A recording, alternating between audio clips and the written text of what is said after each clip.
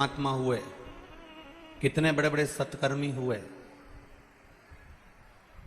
दानियों में भी गिनती होती है राजा कर्ण की। एक गिनती राजा कर्ण की हो रही है। अर्जुन को एक बार क्रोध आ गया। अर्जुन ने कहा बताओ, मैं भी तो इतना दान करता हूं, मैं भी तो इतना पुण्य करता हूं, मैं भी इतना सत्कर्म करता हूं, फिर दानियों में मेरा नाम क्यों नहीं आता, राजा कर्ण का नाम क्यों आता है? ये राजा कर्ण का नाम आखिर दानियों में कर्ण का ही नाम क्यों आता है? मैंने भी तो इतना दान करा, मैंने भी तो इतना पुण्य करा, मैंने भी तो इतना सत्कर्म करा, मैं भी तो इतना दान देता हूं। अर्जुन कहते हैं कि मैंने जिंदगी में जितना दान दिया शायद राजा कर्ण ने नहीं दिया होगा, मैंने जितना धर्म करा शायद राजा कर्ण ने नहीं किया होगा। जब इतना दान, इतना धर्म, इतना पुण्य, इतना सत्कर्म अर्जुन कर रहे हैं कि मैंने करा, फिर दान वीरों में मेरी गिनती क्यों नहीं है?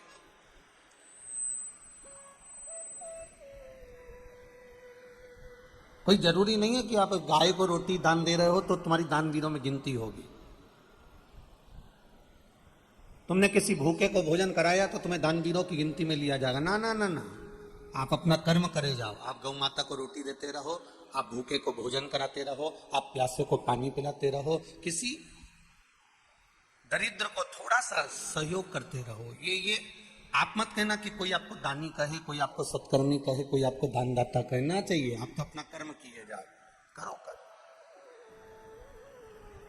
राजा कर्ण, दानवीरों में उनकी गिनती है। अर्जुन को बड़ा बुरा लग रहा है, अर्जुन को ये अंदर से कछोट रहा है कि मेरा नाम दानवीरों में क्यों नहीं है। तब भगवान कृष्ण ने एक लीला रची। भगवान कृष्ण ने एक पर्वत पर बहुत सारा सोना रख दिया, इतना सोने का पर्वत बना दिया, इतना सोने का पर्वत बना दिया, और अर्जुन से कहा अर्जुन ये इतना सारा सोना है, सबको प्रत्येक गांव के लोगों को बुलाओ और ये सोना दान देते जाओ। अर्जुन ने सारे नगर में डोंडी पिटवा दी कि मेरे पास में सोना दान करना है, आइए और सोना लेकर जाइए। अब सोना लेकर जाओ, सोना लेकर जाओ, सारे नगर में सूचना कर दी कि सोना लेकर जाइए। पूरे नगर में सूचना, गांव के लोग सोना लेने आ रहे हैं, तगाड़ी लेकर आ रहे हैं, बोरी लेकर आ रहे हैं, बारदान लेकर आ रहे हैं, बैग लेकर आ रहे हैं, झूला लेकर आ रहे हैं, खड़े होते हैं। अर्जुन पूछता है तुम्हें कितना चाहिए, तुम्हें क्यों चाहिए? अर्जुन पूछ पूछ कर सोना दे रहा, तोल तोल कर सोना दे रहा। अर्जुन ने सोना दान करना प्रारंभ करा। दान करते करते करते करते अर्जुन थक गया। जब अर्जुन थक गया तो अर्जुन ने कहा प्रभु अब मैं तो दान करते करते थक गया। भगवान ने कहा तो राजा कर्ण को बुला लूं मैं दान करने के लिए? अर्जुन ने कहा उसको बुला लो। अब राजा कर्ण को बुलाया। भगवान कृष्ण ने कर्ण से कहा कर्ण ये सोने का पहाड़ है, सोने का पर्वत है, इसमें सोना ही सोना भरा है, सारे गांव के लोगों को तुम्हें दान देना है। अब राजा कर्ण ने कहा ठीक है प्रभु। राजा कर्ण ने सारे नगर में डोंडी पिटवा दी कि मुझे सोना दान करना है। सब गांव के लोग आ गए और आते से राजा कर्ण ने कहा कि ये सोना पर्वत का पूरा पड़ा हुआ है, जिसको जितना लगे उतना लेकर चले जाओ। और कर्ण ने वहां हाथ जोड़कर बैठ गया। गांव के लोग सोना लेकर जाने लगे। भगवान कृष्ण ने अर्जुन से कहा अर्जुन देख, राजा कर्ण में और तुझ में ये अंतर है कि दूसरे का सोना दान करने को मिल रहा है तो भी तू पूछ पूछ के दान कर रहा है, और राजा कर्ण हाथ जोड़कर बैठकर कह देता है तुम्हारी मर्जी पड़े उतना लेकर चले जाओ। आपकी जितनी मर्जी उतना लेकर चले जाओ, आपको जितना लगता है उतना लेकर चले जाओ, आपको जितना लग रहा है आप उतना लेकर पहुंच जाओ। कई लोग ऐसे होते हैं मंदिर में प्रसाद बांट रहे हैं, प्रसाद भी मंदिर का, चिरौंजी भी मंदिर की, खोपरा शक्कर भी मंदिर का, सामान भी मंदिर का, उसके बाद भी दानदाता ने दान दिया, मंदिर में प्रसाद दिया, और बांटने वाला भी जब भी बांटने खड़ा होता है तो ये विचार करके बैठा इतना सारा क्यों दूं तुझको, चल ये लेकर जा।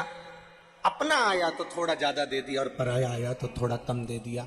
यहां शिव महापुराण की कथा कर रही है। जब दानवीरों में गणना हुई राजा कर्ण की कर्ण की दानवीरों में गणना होने का कारण केवल इतना सा था कि राजा कर्ण जब भी दान करता था ये सोचकर दान नहीं करता था कि ये मेरा है। राजा कर्ण दान करता था तो ये सोचकर करता था कि वो पूर्वजों ने दिया है और परमात्मा ने दिया है, तो मैं दान क्यों ना करूं, ये सोचकर दान करता था।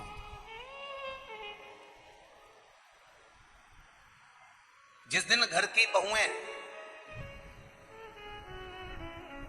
घर के लोगों को भोजन कराते समय, घर के सास ससुर को भोजन कराते समय, माता पिता को भोजन कराते समय, घर के देवर जेठ को भोजन कराते समय, घर के प्रत्येक व्यक्ति को भोजन कराते समय जिस दिन घर की बहुएं ये जान जाए कि ये भोजन करने वाला मेरा देवर नहीं, ये भोजन करने वाला मेरा जेठ नहीं, ये भोजन करने वाले मेरे सास नहीं, ये भोजन करने वाला मेरा ससुर नहीं, ये भोजन करने वाला तो मेरा देव अधिदेव महादेव है, ये जानकर जिस दिन भोजन कराए तो उस दिन भोजन का स्वाद बढ़ गया, उस दिन भोजन का स्वाद बढ़ जाता है।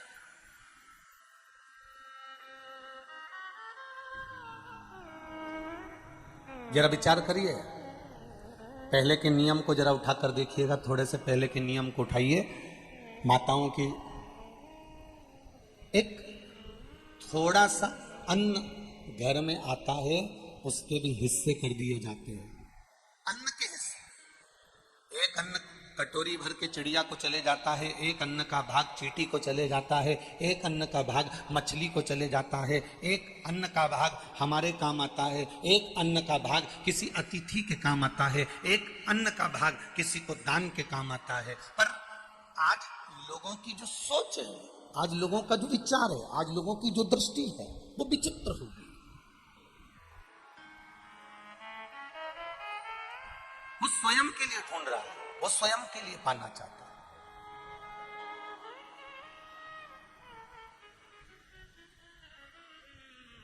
भजन करने वाले कम मिलेंगे।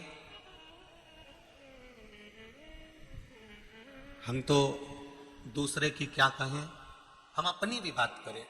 अगर आज के जमाने के नए नवयुवक ब्राह्मणों के बच्चों से कहा जाए कि तुम गुरुकुल जाओ, विद्या अध्ययन करो, वेद पुराण शास्त्र पढ़ो, जाओ यज्ञोपवीत धारण करो, मस्तक पर चोटी धारण करो, माथे पर तिलक लगाओ, जाओ गुरु के दरवाजे पर जाओ और थोड़ी विद्या अध्ययन करो, तो आज के जमाने के नवयुवक बच्चे कहते हैं पिताजी कि हम कर लें, मना नहीं है, काका जी हम कर लें, मना नहीं है। पर दिक्कत केवल इतनी सी है, दिक्कत केवल एक बात की है,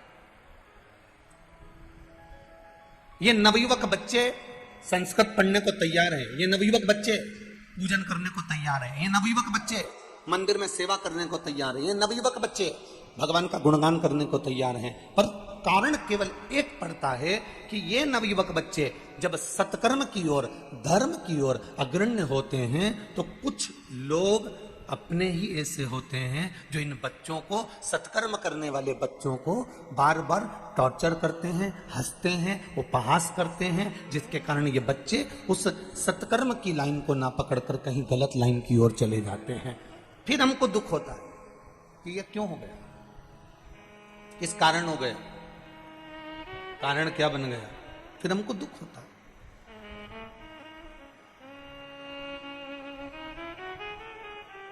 राजा कर्ण दानवीर है, राजा हरिश्चंद्र दानवीर हैं, पर शिव महापुराण की कथा कह रही है कि इन दानवीरों की लिस्ट में एक दानवीर बड़ा विचित्र है,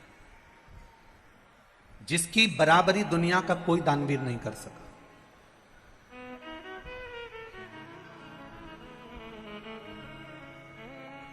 दानवीरों में भी दानवीर, जिसकी बराबरी दुनिया का कोई व्यक्ति आज तक नहीं कर पाया। दानवीरों में कितने बड़े बड़े दानवीर हो गए, कर्ण जैसे दानवीर हो गए, स्वयं हरिश्चंद्र जैसे हो गए, स्वयं दशरथ जी जैसे हो गए, जनक जी जैसे हो गए, ना जाने कितने कितने बड़े बड़े दानवीर हो गए। पर उन दानवीरों में एक दानवीर ऐसा है जिसकी गणना आज तक दुनिया के लोग नहीं कर पाए, आज तक किसी ने नहीं करी, और वो थे दधीचि ऋषि।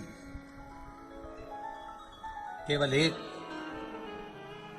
क्या नाम है उनका, जम के बोलो जरा, दधीचि ऋषि। दानवीरों में केवल एक दानवीर इतने प्रबल थे, दधीचि ऋषि, दुनिया के लोगों ने जो दान दिया दिया, दुनिया के लोगों ने जो धन दिया दिया, दुनिया के लोगों ने जो वस्त्र दिया दिया, दुनिया के लोगों ने जो आभूषण दिया दिया, पर दधीचि ऋषि एक ऐसे दानवीर थे जिनके सामने सारे देवता आकर खड़े हुए हैं और जो हाथ जोड़कर कह रहे हैं कि वत्रासुर का अंत करना है और आपके शरीर की हड्डियां चाहिए, शरीर की अस्थियां चाहिए।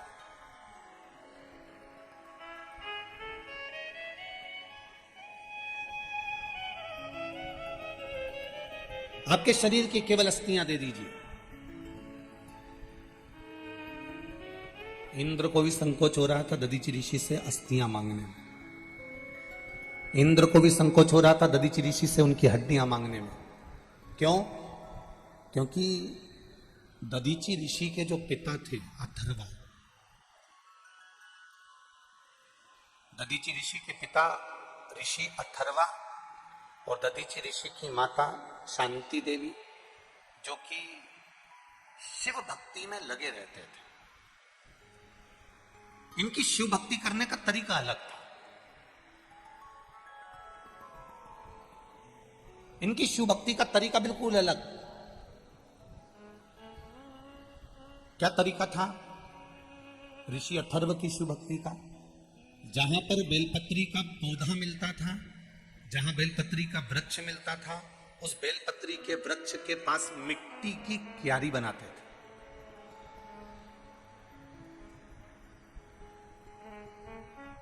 और मिट्टी की क्यारी बनाकर, आप लोगों ने देखा होगा, कभी कभी आप लोगों ने भी ऐसा करा होगा कि जो पौधा होता है, पौधे के आसपास थोड़ी थोड़ी सी मिट्टी इकट्ठी करके चारों तरफ से उसकी क्यारी बना लेते हो, चारों तरफ से उसकी क्यारी बना लेते हो। पर ऋषि अथर्व का एक नियम था कि जो ये, जैसे आप समझिएगा, जैसे ये थोड़ा सा माला आप लोगों ने ऐसी रखी और बीच में पौधा है और वो पौधा यहां पर है और उसके आसपास में मिट्टी चारों तरफ से लगाई, बीच में थोड़ी जगह छोड़ दी, जलाधारी जैसी। पर ऋषि अथर्व, दधीचि ऋषि के पिता, पौधे को रखकर, ये पौधा है और इसके आसपास में जो क्यारी बनाते थे, वो क्यारी पूरी चारों तरफ से पैक नहीं करते थे। ऋषि अथर्व क्या करते थे कि उस क्यारी को पैक करने की जगह पौधे के आसपास गोल क्यारी बनाई और क्यारी बनाकर एक छोटी सी जगह छोड़कर ऐसी लंबी जगह वहां से छोड़ देते थे। जैसे आप लोग मट्टी का जो पार्थिव का जो शिवलिंग बनाते हो ना, पार्थिव शिवलिंग, तो पार्थिव शिवलिंग बनाते समय क्या करते हो, नीचे की जो जलाधारी है उसको बनाते हो, बना के थोड़ा लंबा कर देते हो, जलाधारी जैसा, जलाधारी जैसा लंबा कर दिया। तो दधीचि ऋषि के पिता ऋषि अथर्व जलाधारी की जैसे ही आकृति बनाते थे बेलपत्री के पेड़ के आसपास, जहां बेलपत्री का पौधा होता था, जहां बेलपत्री का वृक्ष होता था, जहां बेलपत्री का पेड़ लगा होता था, उसके आसपास क्यारी बनाकर थोड़ी सी जगह छोड़ देते थे।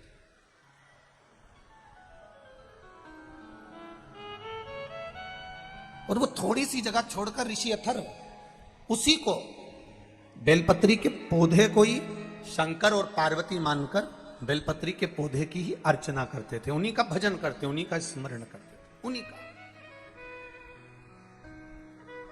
अभी परसों की कथा में आप लोगों से कहा था, स्मरण होगा आप लोगों को, कि बन सके जिंदगी में तो एक बेलपत्री के पौधे को बड़ा करो, उसको लगाओ, उसकी पूजन करो। अब इसको आप समझ लेना जरा, दधीचि ऋषि के पिता ऋषि अथर्व की कथा को थोड़ा सा ध्यान में उतारिएगा। और जिसने अपनी जिंदगी में एक बार अगर ऋषि अथर्व की कथा को समझ लिया, समझ लो उसको शिव भक्ति का एक आनंद सुख प्राप्त हो गया।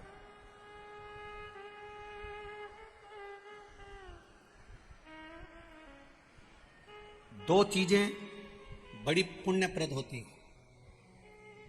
एक, किसी वृक्ष के आसपास क्यारी बनाकर उसमें जल देना।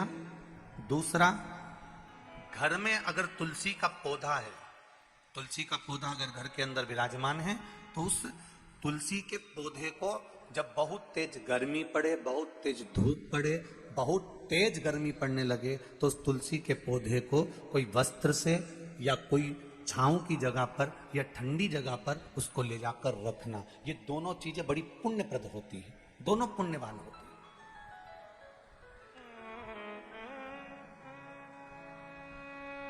दोनों पुण्यता है।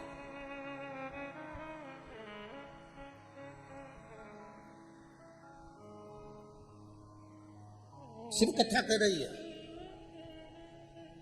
ऋषि अथर्व बेलपत्री के पौधे को ही शिव मानते थे और बेलपत्री के पौधे को ही पार्वती मानते थे।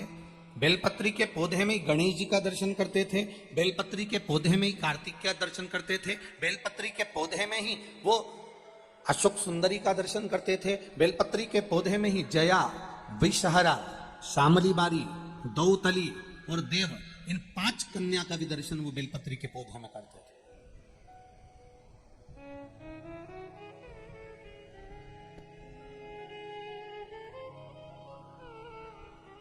जिस बेलपत्री के पौधे में, जिस बेलपत्री की पत्ती में कीड़े द्वारा छेद कर दिया जाता था, कीड़े द्वारा छेद कर दिया जाता था, उस बेलपत्री के पौधे के पास में ऋषि अथर्व सुंदर क्यारी बनाकर उसकी पूजन करना प्रारंभ कर देते। और इतनी पूजन ऋषि अथर्व करते थे, इतनी पूजन करते थे, इतनी आराधना करते थे कि उस बेलपत्री के पौधे में जितने कीड़े लगे हुए थे वो भी भगवान की भक्ति में डूब जाते थे और कीड़े उस बेलपत्री के वृक्ष को छोड़कर दूसरे वृक्ष की ओर चले जाते थे। इतना भक्ति का बल बढ़ जाता था।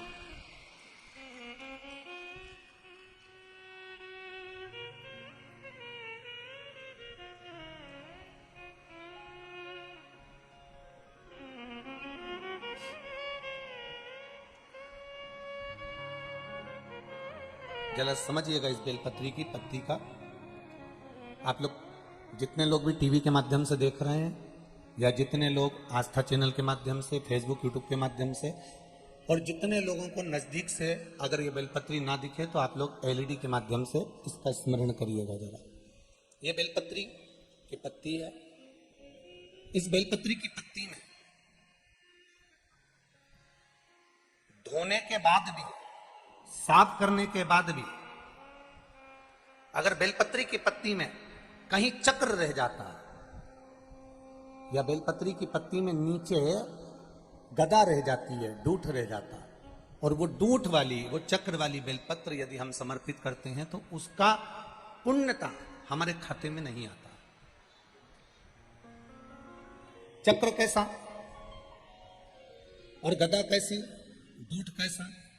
बेलपत्री की पौधे की डंडी में से बेलपत्ती तोड़ी तो नीचे डूठ रह जाता। देखा है ना माताओं? जम के बोलो जरा, देखा है सबने? उस डूठ को निकाल दिया जाता, उस डूठ को निकाल कर रख दिया जाता। अब चक्र की स्थिति क्या रहती है कि बेलपत्री का जो पौधा होता है उस पौधे में किसी किसी पत्ते में एक जैसे कागज रहता है, कागज में एक चने का दाना रख दो, चने का दाना रखकर कागज को दबा दो तो उसमें फुंसी जैसा एक भाव उत्पन्न हो जाता है। कभी कभी आप लोगों ने देखा होगा, उसमें उभरा हुआ भाग उत्पन्न हो जाता है। जिस बेलपत्री के पत्ते में, जिस बेलपत्री के पत्ते में कहीं उभरा हुआ सा भाग अगर नजर आता है, जैसे दाने जैसा अगर नजर आता है, या बेलपत्री का पत्ता नीचे से एक बिंदु जैसा उचक कर सामने आ जाता है तो वो चक्र माना जाता है। वो बेलपत्री शिव को समर्पित नहीं करी जाती है। और यहां तक शिव महापुराण की कथा कर रही है, अगर आपके पास में नूतन कोई बेलपत्र नहीं है, आप किसी जगह से बेलपत्र लेकर नहीं आए हो, बेलपत्र आपकी थाली में नहीं है, पूजन की थाली में नहीं है, शिव महापुराण यहां तक कहती है कि शंकर भगवान पर चढ़ी हुई बेलपत्र उठाओ, उसको धो और वापिस उसको हाथ में लेकर देवाधिदेव महादेव से अपने हृदय की बात कहकर वो बेलपत्र वापिस शिव जी को समर्पित कर दो। शिव उसको स्वीकार कर ले, शंकर उसको स्वीकार कर ले। शंभु शरणे मांगो दुख काटो, दया कर दर्शन। विनय निवेदन कर। ऋषि अथर्व दधीचि ऋषि के पिता शिव जी की आराधना करने के लिए बेलपत्री के पौधे के पास में मिट्टी की क्यारी बनाते हैं और उसके सामने थोड़ी सी जलाधारी बनाते हैं बेलपत्री के पौधे की पूजन में लगे रहते हैं, उसकी आराधना में लगे रहते हैं, उसकी सेवा में लगे रहते हैं। और सेवा करते करते करते करते करते करते एक बार उनकी धर्म पत्नी शांति देवी ने उनसे प्रश्न किया।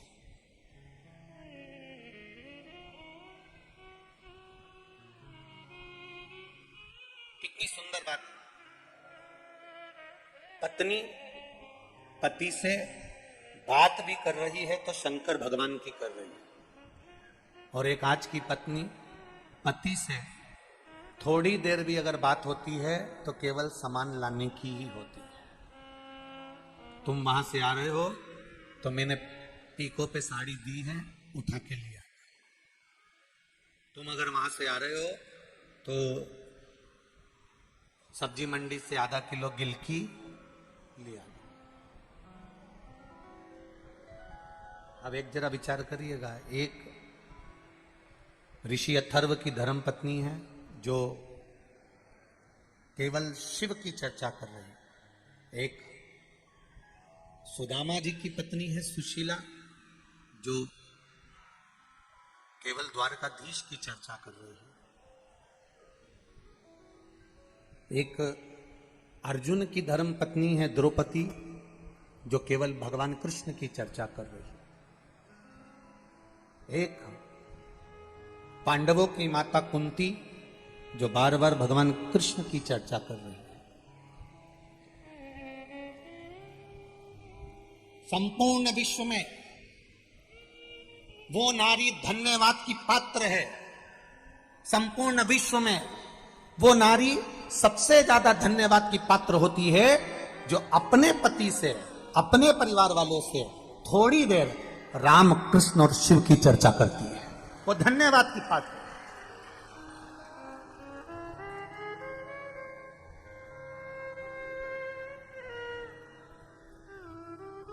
और मेरा विश्वास कहता है, बेटमा में ये लाखों की संख्या में जो भक्त आए हैं, आप लोग लाखों की संख्या में यहां पहुंचे हो, तो ये मेरा विश्वास कहता है कि जितने लोग ये देपालपुर, बेटमा, इंदौर क्षेत्र के हैं, ये मेरा विश्वास कहता है प्रत्येक घर में चाहे बहू हो, सास हो, ननंद हो, बेटी हो, दामाद हो, जो भी घर में होगा, मेरा विश्वास कहता है कि आपके घर में प्रतिदिन भले एक बार बात निकले पर शंकर भगवान की बात जरूर निकलती है। ये निश्चित, ये मेरा विश्वास कहता है, ये मेरा भरोसा कहता है, ये मेरी दृढ़ता कहता है। बोलो री जी सही है कि गलत है? आप रोज दिन भर बात मत करो, पर एक मिनट, एक क्षण, एक पल, एक घड़ी बात जरूर निकलती है।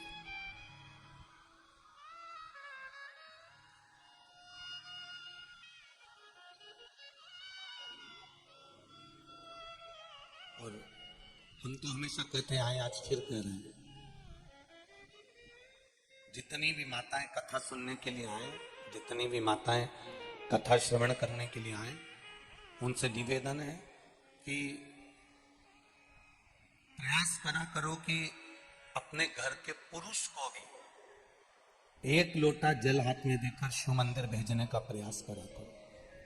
कारण दिन भर दुकान पर बैठकर वो कमाता है, दिन भर व्यापार वो करता है, दिन भर व्यापार करता है, दिन भर बैठकर कमाता है।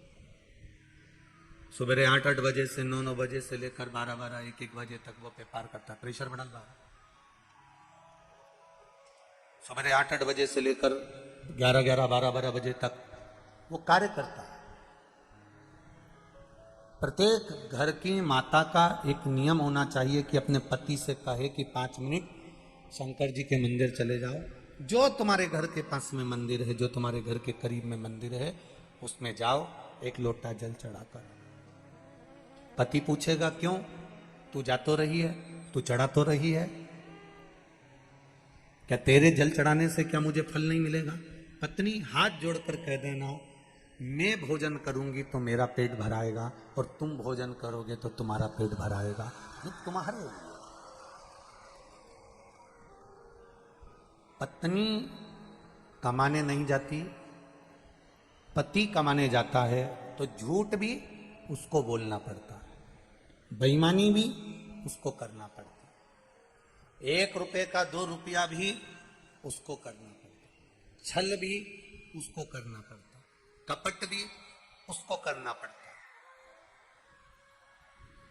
पति की कमाई का, पति की जायदाद का हिस्सेदार पत्नी भी होगी, बेटा भी होगा, पर पति ने जो कर्म करा है उस कर्म का हिस्सेदार कोई नहीं होगा, केवल उस अकेले को भोगना पड़ेगा। इसलिए तुम जाओ, एक लोटा जल लेकर जाओ और जल चढ़ाओ।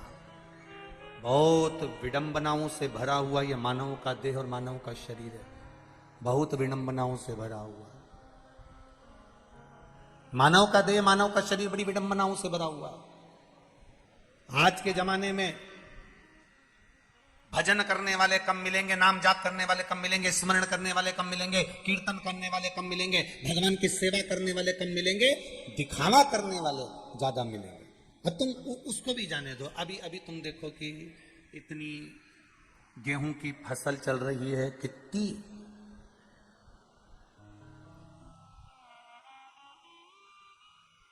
पहले के समय में ये गेहूं काटने की, चना काटने की मशीन नहीं होती थी।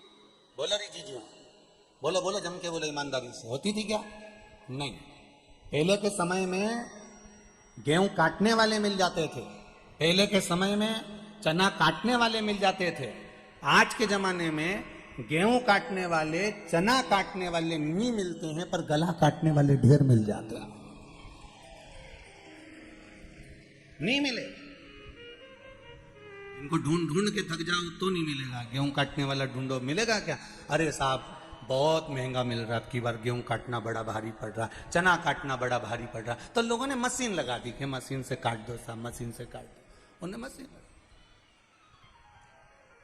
गेहूं चना काटने वाले कम मिलेंगे, पर लोगों का गला काटने वाले, अपशब्द कहने वाले, गाली देने वाले, आड़ा टेढ़ा कहने वाले, कोई चढ़ रहा है ऊपर की ओर, उसका पांव खींचकर नीचे लाने वाले, उसको अपशब्दों पे अपशब्द कहने वाले, कोई उन्नति की ओर आगे बढ़ रहा है, कोई धर्म की ओर आगे बढ़ रहा है, कोई सनातन धर्म की ओर आगे बढ़ रहा है, कोई भगवत भजन की ओर आगे बढ़ रहा है। आज के जमाने में गेहूं काटने वाले मिले चाहे ना मिले, चना काटने वाले मिले चाहे नहीं मिले, पर आज के जमाने में दुनिया को काटने वाले, सनातन धर्म को काटने वाले, कहीं भगवत भजन करने वाले को काटने वाले बहुत मिलेंगे। कोई घर का बेटा सुंदरकांड में जा रहा है तो माता पिता को बुरा लगता है, कोई घर का बेटा भगवत भजन में जा रहा है, घर के लोगों को बुरा लगता है। घर का, अरे जाने दो, कई कई घरों में तो ये हालत है कि पति अगर रोज रामायण में चले जाए, पति रोज सुंदरकांड में चले जाए, पति अगर रोज भगवत भजन में चले जाए, तो पत्नी का मुंह भगोना हो जाए। कहाँ गए थे? केवल सुंदरकांड सुंदरकांड सुंदरकांड, केवल रामायण रामायण रामायण, केवल शिवपुराण शिवपुराण शिवपुराण। तो बाबा जोगी बन जाओ ना। काय को आते हो रात को घर? क्यों आते हो इतनी रात को 2-2 बजे घर? और वही पति सुंदरकांड में नहीं जाए, रामायण में नहीं जाए, और जगदम्बा को घुमाने के लिए आइलैंड ले जाए, जगदम्बा को घुमाने, तो फिर पत्नी इतनी खुश, तुरंत सिर पे पल्लू वल्लू डाल के। अब समझ में आया कि उसको उसमें अब उसको सुख मिल रहा। भजन में जाने पर उसको सुख की अनुभूति नहीं हो रही है, रामायण में जाने पर उसको सुख की अनुभूति नहीं हो रही है, शिव महापुराण में जाने पर उसको सुख की अनुभूति नहीं हो रही है। ये हमारी सोच है कि ये रामायण में क्यों जा रहा है, ये भगवत भजन में क्यों जा रहा है, ये कीर्तन में क्यों जा रहा है, ये मंत्र जाप में क्यों जा रहा है। नियम बनाओ बेतमा की माताओं कि अपने घर के एक एक बच्चे को शंकर के मंदिर में भेजने की एक ललकता पैदा करना है कि जा शिव मंदिर में जाकर तू जल चढ़ा, शंकर के मंदिर में जा। अपने पति से एक बार दिन में 24 घंटे में एक बार शंकर की चर्चा करना है, राम की चर्चा करना है, कृष्ण की चर्चा करना है, भगवत भजन की चर्चा करना है। अपने घर में दादियों से निवेदन है, दिन भर बैठकर रोटी खाए, कांदा निपटाए और उसके बाद दांत खुरती जाए, उससे अच्छा है 2 मिनट बैठकर भगवत चर्चा करना है। क्यों करना है? क्योंकि यह भगवत चर्चा ही हमारे जीवन का एक सुख पा जाती है। जब कोई नहीं आता, दुख की घड़ी जब आती है, परिवार, नाते, रिश्ते, कुटुंब, कबीला, ये सब चले जाता है, दूर हट जाता है, तब उस जगह पर तुमने जो शंकर भगवान की कथा सुनी है, शिव मंदिर गए हो, शंकर भगवान की अर्चना करी है, शिव चर्चा करी है, तब उस जगह पर मेरा महादेव आकर खड़ा हो जाता है। फिर कोई नहीं, शिव हो।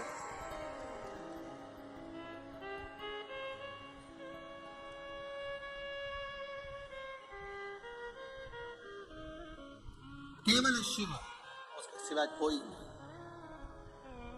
और अंत समय प्रभु वचन दिया तो आए ना आए प्रभु कुटुंब कबीला, अंत समय प्रभु आना पड़ेगा, वचन दिया तो निभाना पड़ेगा। अंत में कोई नहीं आएगा, तब वो खड़ा मिलेगा। एक पत्र आया है, यही अंत समय का, देखिए कोई नहीं आएगा तब वो आए।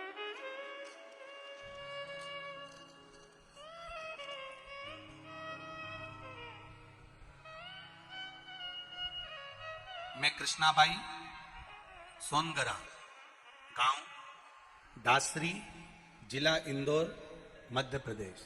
कहीं बैठी हो तो हाथ हिलाइएगा, कहीं बैठी हो तो हाथ हिलाइएगा। मैं कृष्णाबाई, सोनगरा, गांव दासरी, जिला इंदौर। कहीं बैठी हो तो हाथ हिलाइएगा। भोले बाबा की महिमा का क्या बखान करूं गुरुजी। पत्र आप भी पढ़ा करो, हमारे साथ में टीवी पर चलता रहता है पत्र, उस पत्र को अवश्य पढ़ा करो। मैं कृष्णाबाई, सोनगरा, गांव डासरी, जिला इंदौर, मध्य प्रदेश, एमपी से हूं।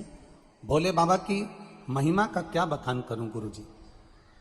मेरा 13 महीने की बच्ची का अचानक पेट दर्द हुआ। हम इंदौर डॉक्टर के पास ले गए और डॉक्टर ने बच्ची का पेट देखकर सोनोग्राफी का रिपोर्ट में बच्ची के पेट में आते उलझी हुई बता दी। डॉक्टर ने तुरंत ऑपरेशन का कहा और ऑपरेशन बड़ा होना था, चीरा भी लगना था और बड़ी आंतों को सुलझाना था। डॉक्टर ने कहा था पूरी आंतें बाहर निकालना पड़ेगी और आंतें बाहर निकालने के बाद फिर उसको सुलझाया जाएगा। हम लोग बड़ी चिंता में पड़ गए। 13 महीने की बच्ची है, इसका इतना बड़ा ऑपरेशन करा देना और आंतों को बाहर निकलकर सुलझाना, ये तो बड़ा कठिन काम है। बाबा से प्रार्थना करी क्या करा जाए। हॉस्पिटल में ही हम उस बच्ची को ऑपरेशन के लिए डॉक्टर कह रहा था, वहीं पास में कोई कंपाउंडर खड़ा हुआ था और वो कहता है कि एक काम करो, मौका मिल जाए तो सीहोर किसी को भेजकर रुद्राक्ष बुलवाओ, उस रुद्राक्ष का जल देना चालू करो। हमने सीहोर रुद्राक्ष मंगवाया और रुद्राक्ष का जल पानी में गलाया, शिव जी को देना प्रारंभ करा। शंकर जी को चढ़ाते, वो इस बच्ची को 2-2, 4-4 बूंद दे देते। 13 महीने की बच्ची को हमने फिर बी केयर हॉस्पिटल में डॉक्टरों को दिखाया, फिर वापस सिटी स्कैन प्रारंभ हुई। ऑपरेशन की तारीख आ गई।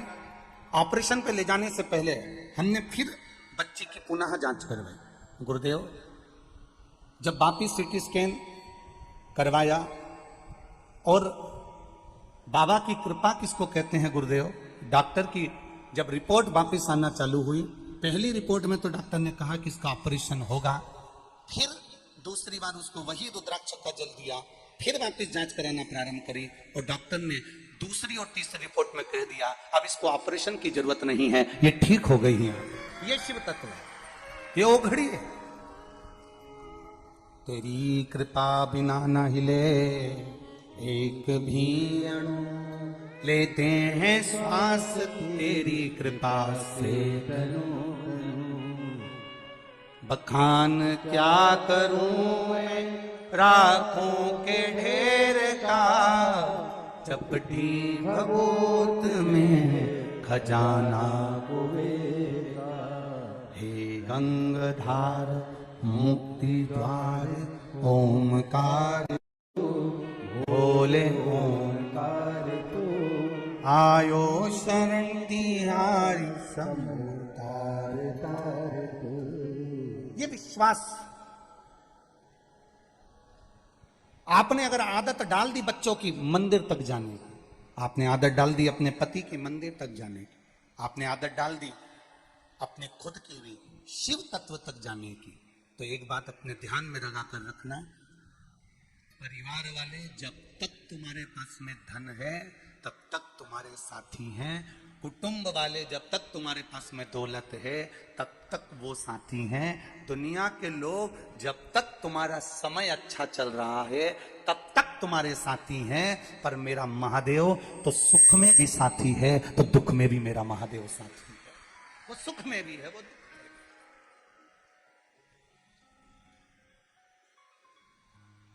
भी। वो एक लाइन आप लोग गुनगुनाते रहते हो ना, जब कोई नहीं आता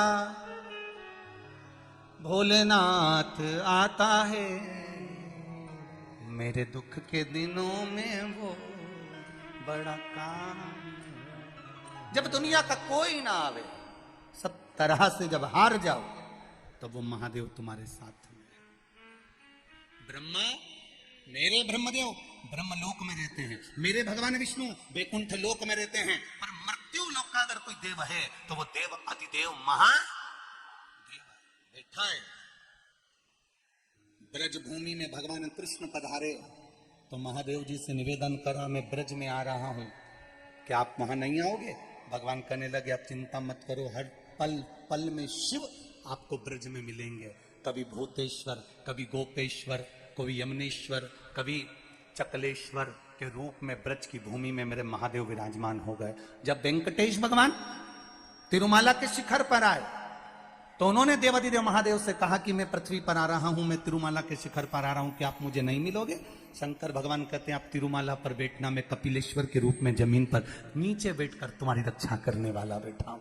जब बद्रीनाथ आए, भगवान नारायण बद्रीश में पहुंचे तो कहा, मैं केदारेश्वर के रूप में विराजमान होऊंगा। भगवान कृष्ण कहते हैं, मैं द्वारका में जा रहा हूं, क्या आप वहां नहीं आओगे? भगवान कहते हैं, मैं नागेश्वर और सोमनाथ के रूप में विराजमान रहूंगा। ऐसा कोई स्थान, ऐसी कोई भूमि जहां मेरा देव अधिदेव महादेव है ही नहीं, जहां मेरा शिव ना हो, संपूर्ण जगह।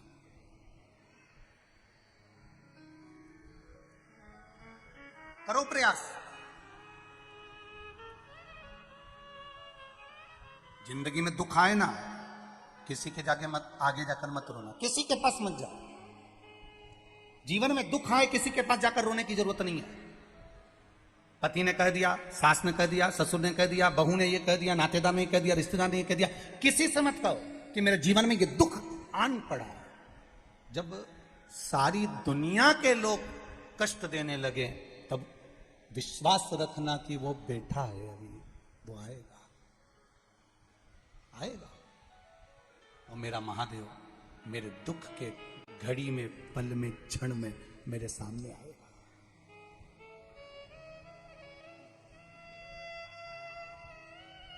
अपन पहले भी कथा में काज फिर कह रहे हैं, बच्चा रोता है तो कह देते हैं बाबा आया, बच्चा चुप हो जाता है।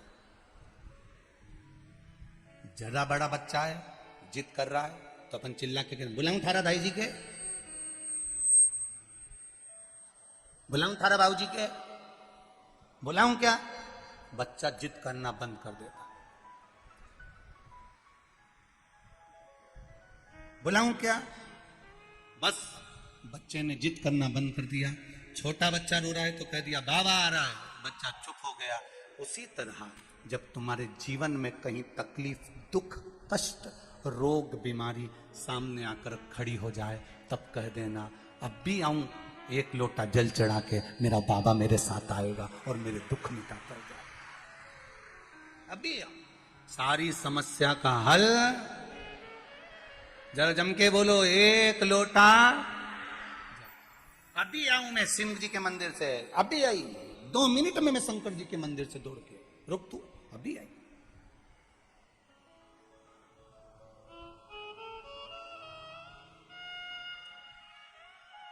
एक पत्र आया है, कल की कथा में लिखा उसने,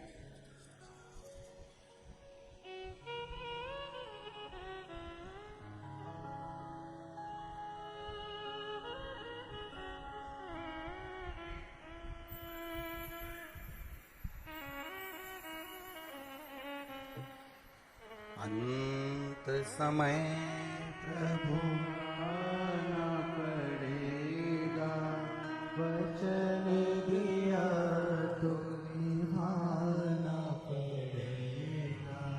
आए ना आए प्रभु वचन करेगा, आना पड़ेगा, वचन दिया तो निभाना पड़ेगा।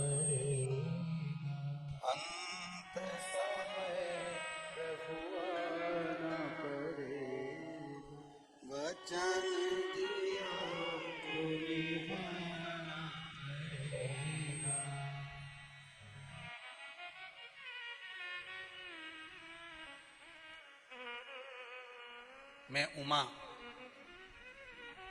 मकवाना, गांव बिजुर, जिला धार से हूं। कहीं बैठी हो तो हाथ हिलाइएगा। मैं उमा मकवाना, गांव बिजुर, जिला धार से। मेरे बेटे को पथरी हो गई थी। मैंने उसे बहुत से अस्पताल में दिखाया। सभी ने हॉस्पिटल में ऑपरेशन करने का बोला सोनोग्राफी के अनुसार, पर बेटा कभी शिव मंदिर नहीं जाता था, कभी शंकर भगवान के मंदिर में बेटा नहीं जाता, शिव जी को जल नहीं चढ़ाता। मेरा विश्वास था भोलेनाथ जी पर। मैंने शंकर जी को जल चढ़ाना प्रारंभ करा। बेलपत्री लाकर बेटे को देना चालू करा। उसने पहले तो बेलपत्री खाई नहीं, रख दी, अलमारी के ऊपर पटक दी, खाई नहीं। फिर मैंने देखा कि अलमारी पर बेलपत्र पड़ी है, उसको मैंने उठाकर पीस कर बेटे को दे दी। बेलपत्र खिलाने की आदत डाली। गुरुदेव, रात्रि के 11 ही बजे थे, 3 दिन ही निकले थे और बेटे की पथरी यूरिन के माध्यम से निकलकर बाहर हो गई और बेटे को भी विश्वास जागृत हो गया कि शिव कुछ है। अब मेरा बेटा भी रोज मंदिर जाता है और जल चढ़ाकर आता है। ये शिव तत्व, ये शंकर औघड़ी है।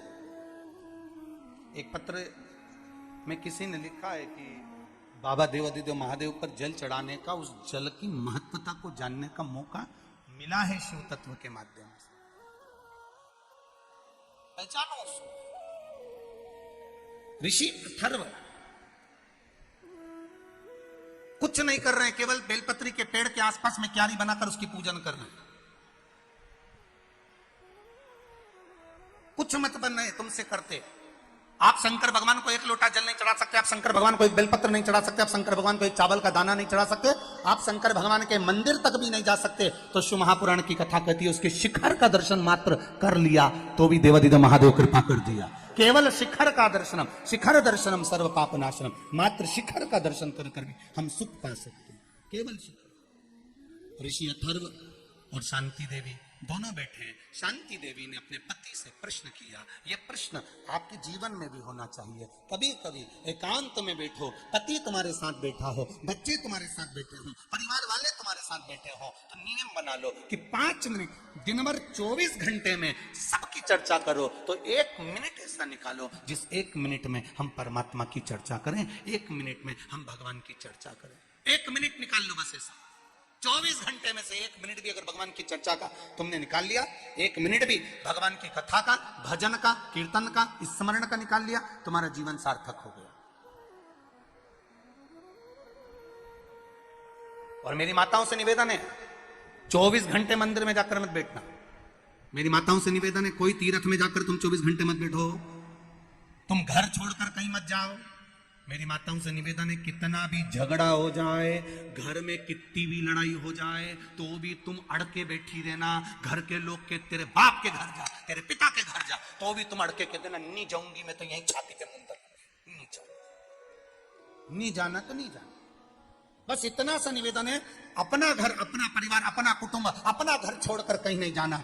घर में रहो, परिवार में रहो, कुटुंब में रहो, कबीले में रहो। बस अगर मंदिर तक भी परिवार के लोग नहीं जाने दें तो घर में बैठकर भगवान की भक्ति, श्री शिवा बोलो बोलो बोलो, श्री शिवा नमस्तु, श्री शिवाय नमस्तु, श्री शिवाय नमस्तु, श्री शिवाय नमस्तु, श्री शिवाय नमस्तु। बीच में जब जब तुम्हें समय मिल जाए, तो भोजन बना रही हो, श्री शिवाय नमस्तु, कपड़े धो रही हो, श्री शिवाय नमस्तु। जिस कार्य में लगी हो उस कार्य में भगवत भजन में लगे, उस कार्य में तुम भगवत कीर्तन में लगे, इस स्मरण में लगे।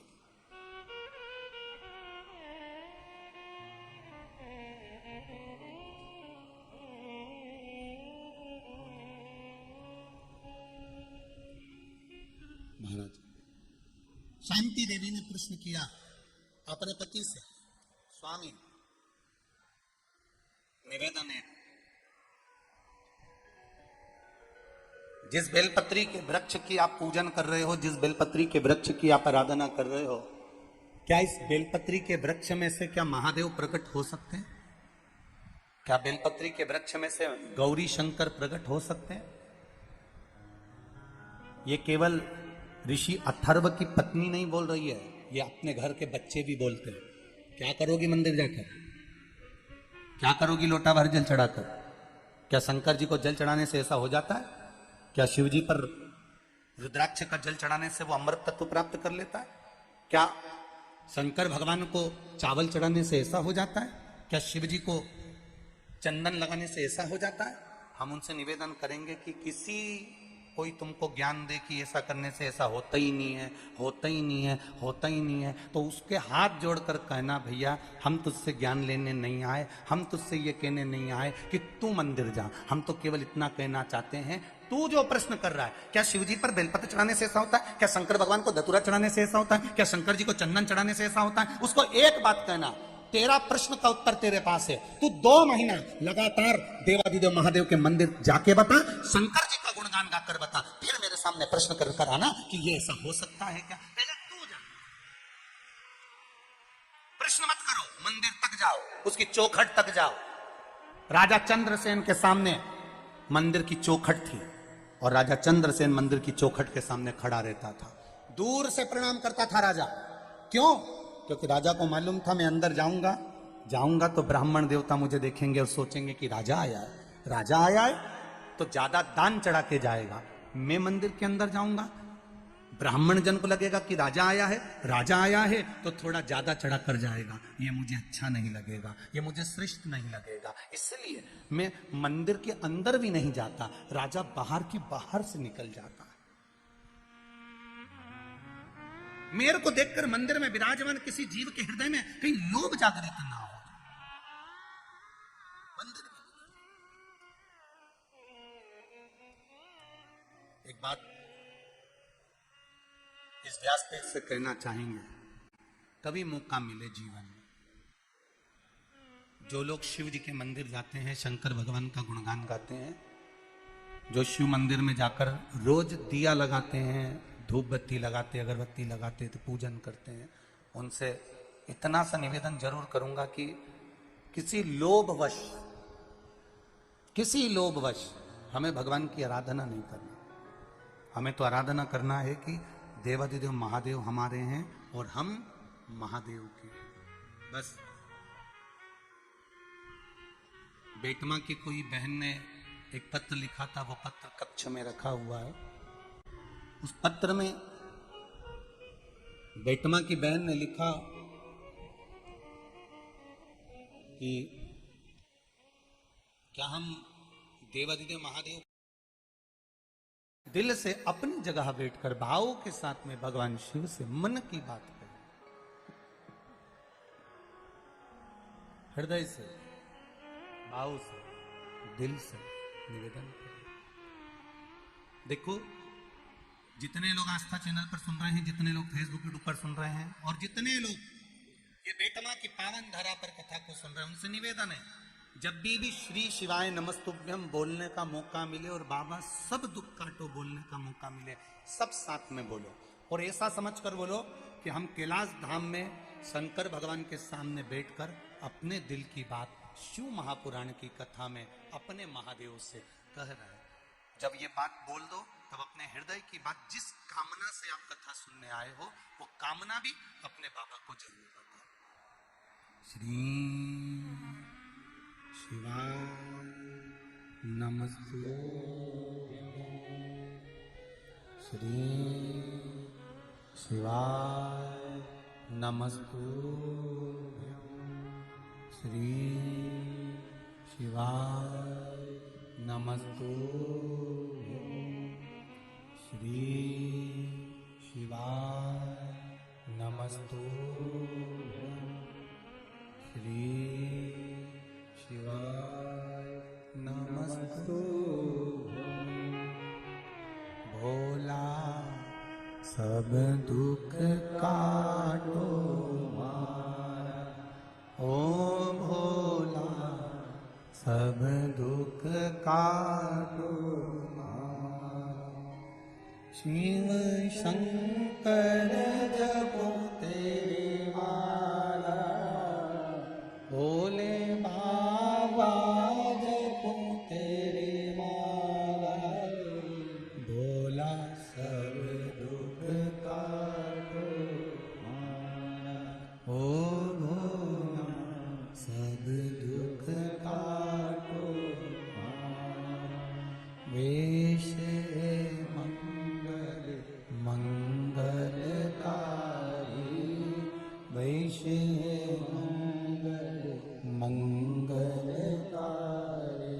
शमशान वासी हमारा,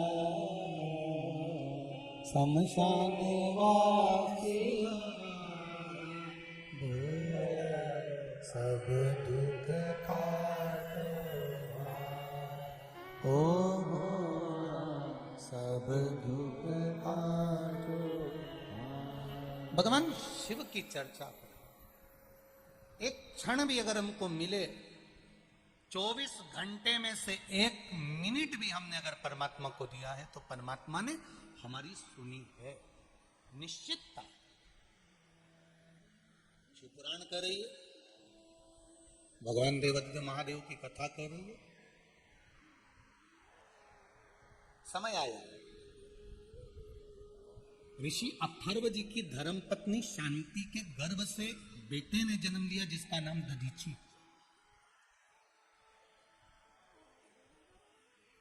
दधीची कौन? जिसने संपूर्ण जीवन में केवल जनमानस के कल्याण का कार्य किया, संपूर्ण विश्व में परमार्थ का कार्य किया। परमार्थ, अभी आपको कथा में कहा था, दुनिया में बहुत बड़े बड़े दानी होंगे पर दधीची ऋषि ऐसा कोई दानी नहीं होगा। कई लोग कहते हैं ब्राह्मण, साधु, गुरु, संत, सन्यासी, तपस्वी, साधक, उपासक, कई लोग कहते हैं ये ब्राह्मण, ये साधु, ये सन्यासी केवल लेना जानते हैं, देना नहीं जानते। कई लोग ठिठोली उड़ाने के लिए, हंसी उड़ाने के लिए कह देते हैं कि ब्राह्मण, साधु, गुरु केवल लेना जानते हैं, देना नहीं जानते। पर शिव महापुराण की कथा कहती है कि संतों में भी संत और ऋषियों में भी ऋषि और ब्राह्मणों में भी ब्राह्मण, दधीची ऋषि ऐसे थे कि उनके बराबर दुनिया में कोई दान नहीं कर पाया, जिसने अपनी हड्डियों का दान तक दे दिया, जिन्होंने अपनी अस्थियों का दान दे दिया। आप शिव जी को कुछ दे रहे हो, शंकर भगवान आपको क्या दे? एक पत्र आया है, देखिए। पहले इस पत्र में जो फोटो वेंटिलेटर पर पड़ा उसको देखिए। इस पत्र के अंदर मैं गीता गोड़, ग्राम बालोदा, टाकुन, सावेर, इंदौर से आई हूं। कहीं बैठी हो तो हाथ हिलाइएगा, आप ही हैं, दोनों हाथ ऐसे हिला देगा। गीता गोड़, ग्राम बालोदा, टाकुन, एक बार वापिस हाथ हिला दो ऐसा। मैं सावेर, इंदौर से आई हूं। पहले फोटो देखिए, एलईडी पर भी फोटो चल रहे होंगे और आस्था चैनल पर भी फोटो चल रहे होंगे। पहले वेंटिलेटर पे जो फोटो पड़ा है वो देख लीजिए कि व्यक्ति वेंटिलेटर पे किस हालत में पड़ा हुआ। इन्होंने पत्र में लिखा, मेरे बाबा महाकाल की कृपा क्या होती है गुरुजी, ऐसी बड़ी कृपा जिंदगी में कभी नहीं देखी। मेरे मामा जी अर्जुन सिंह जी बीसा खेड़ी वाले के दोनों बाल खराब हो गए थे, किडनी काम करना बंद कर दी थी, किडनी भी डैमेज हो गई, बाल भी खराब हो गए, शरीर में कोई हलचल नहीं थी। इनको वेंटिलेटर पर पटक दिया, वेंटिलेटर ने भी सपोर्ट करना बंद कर दिया, शरीर में हलचल होना बंद हो गई, श्वास धीरे धीरे रुकने लगी। दिसंबर 2022 की 9 से 15 तारीख तक 5 दिन तक मेरे मामा जी वेंटिलेटर पर पड़े रहे। डॉक्टरों ने कह दिया था इनका कोई उत्तर नहीं आ रहा है, शरीर में कोई हलचल नहीं है।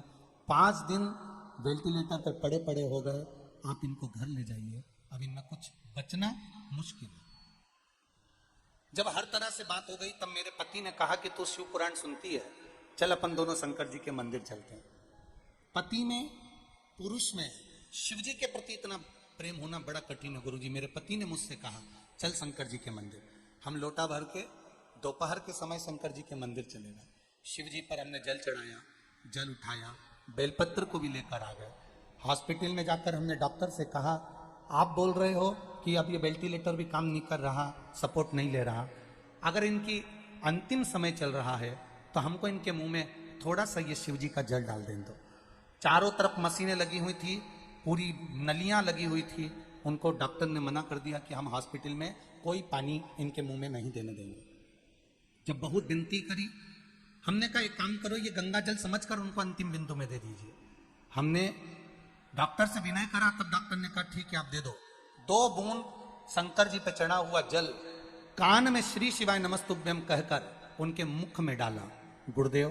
उसी के 5 मिनट बाद उनके शरीर में हलचल होना प्रारंभ हो गई, और शरीर में हलचल होना प्रारंभ हुआ, और दूसरे दिन वेंटिलेटर से हमारे मामा जी को उतार दिया, और बाबा की कृपा से जो उनकी किडनी दोनों खराब हो गई थी, वो किडनी भी काम करना चालू कर दी। ये शिव तत्व है। मैं अपने मामा जी का दूसरा फोटो लगा रही हूं, जो आप टीवी पर देख रहे हैं कि मेरे मामा जी ठीक होकर वेंटिलेटर से उठकर अपने घर आ गए। ये दोनों फोटो लगाकर उन्होंने भेजा है। श्री शिवाय। बैठिए बहन। हर हर महादेव। ये शिव तत्व है। ओ घड़ी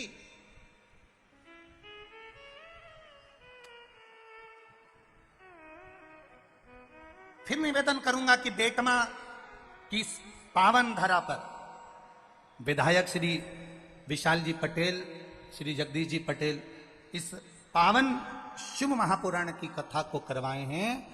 अगर ये कथा बेटमा की गोद में अगर आई है तो बेटमा वालों इससे चूकना मती। 2 कदम चलकर इस शिव महापुराण तक पहुंच जाना, तो वो भी कैलाश छोड़कर तुम्हारे दरवाजे तक पहुंच जाएगा। चूकना नहीं। और बेटमा क्षेत्र के आसपास के जितने देपालपुर क्षेत्र के भक्त हैं, शिव महापुराण की कथा को सुनने वाले, उनसे निवेदन करूंगा चलकर उसकी चौखट तक जाओ, शिव महापुराण तक जाओ। उसके द्वार तक जाकर क्या मिलेगा ये तो आपको बाद में मालूम पड़ेगा। लोग कहते हैं गुरुजी आप कहते हो कि 3 महीने में बाबा देता है, क्यों नहीं देता? एक बच्चे ने 3 महीने क्या 1.5 महीने का वर्णन करा।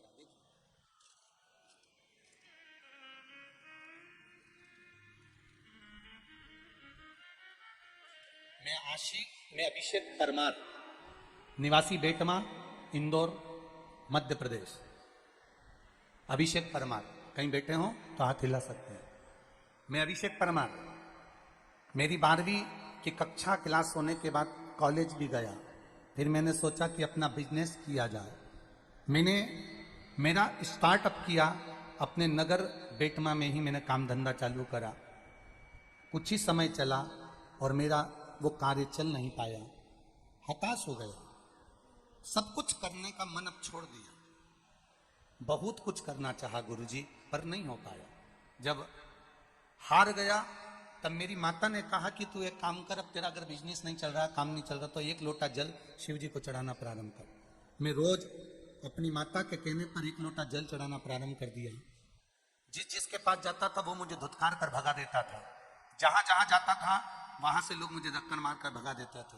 पर जब से शिव जी को जल चढ़ाया, मेरे काम ने ऐसी उन्नति पकड़ ली गुरुदेव, जो धुतकारते थे आज वो मुझे गले से लगाते हैं। ऐसा मेरा महादेव है, ऐसा मेरा शिव तत्व है, ये मेरा शंकर, ये मेरा उघड़ी है। नहीं आए कोई,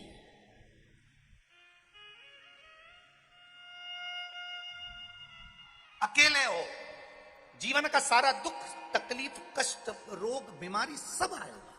ये मनुष्य के देह मिली है, मानव का शरीर मिला है, ये तो सब होना है। पर जब सब छोड़कर चले जाएं, तब आखिरी में शमशान में भी जब सब छोड़कर चले जाते हैं, तब मेरा महादेव अकेला रहता है आपके साथ, कोई नहीं रहता। उसी तरह अंत समय में भी आपके सुख और दुख में भी मेरा महादेव रहता है। देवी शांति देवी के गर्भ से दधीची ऋषि का जन्म हो गया। दधीची ऋषि, जिनको पिता अथर्व ऋषि ने केवल शंकर भगवान की आराधना करना सिखा दिया, केवल शिव की आराधना। दधीची ऋषि के माता पिता ने दधीची ऋषि को शिव मंदिर में जाना सिखाया, शंकर की आराधना करना सिखाया। जितने लोग आस्था चैनल पर कथा सुन रहे हैं, फेसबुक यूट्यूब पर कथा सुन रहे हैं, जितने बेटमा की पावन धरा पर कथा सुन रहे हैं, आप हो तब तक अपने घर के बच्चों को भी शंकर के मंदिर जाना सिखा दो, क्योंकि तुम्हारे जाने के बाद महादेव उनका हाथ पकड़ लेगा और उनको पार लगा देगा। कई लोग कहते हैं हमारी माता चली गई कोरोना में, कोई कहता है हमारा पिता चले गया कोरोना में, कोई कहता है एक्सीडेंट में चले गया, अब हमारा कौन बचा है? कौन है हमारे?